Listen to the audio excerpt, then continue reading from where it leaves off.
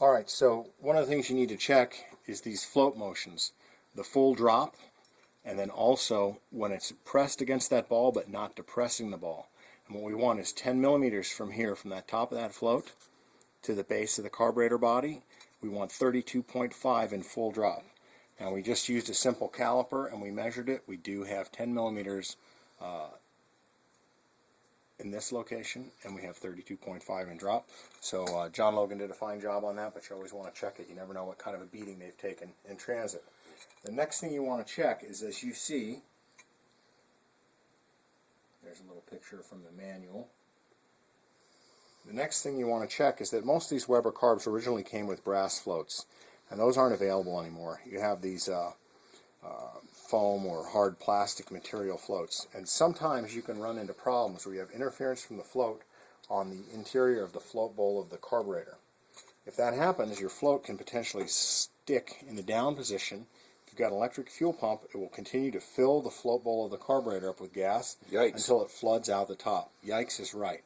That can cause a number of problems. If you've got an intake valve open, you can fill a cylinder full of gasoline and cause a hydraulic lock and damage your engine when you try and start it. Gas will flood out of the top of the carburetor and you could potentially have a fire. So to address that issue, you put the top of the carburetor back on, and we're just going to turn it back and forth, snap it down, turn it back and forth, and we can hear that float is moving nice and freely, so we don't have a problem.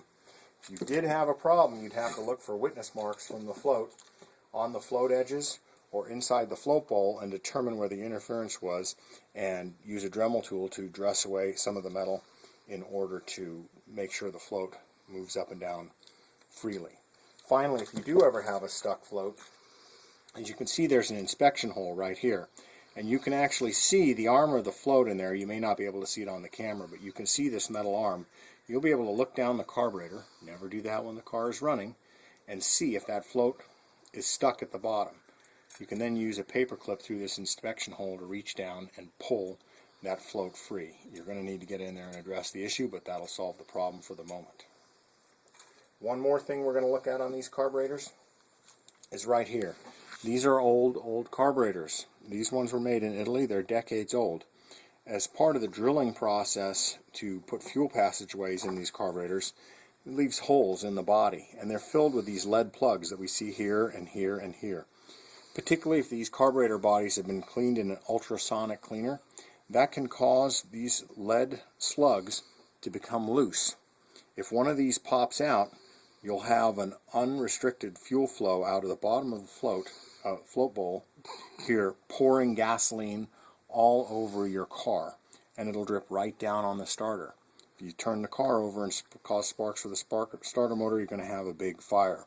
So what we're going to do is we're going to give these a couple of pops with a ball peen hammer to make sure they're really well peened in there.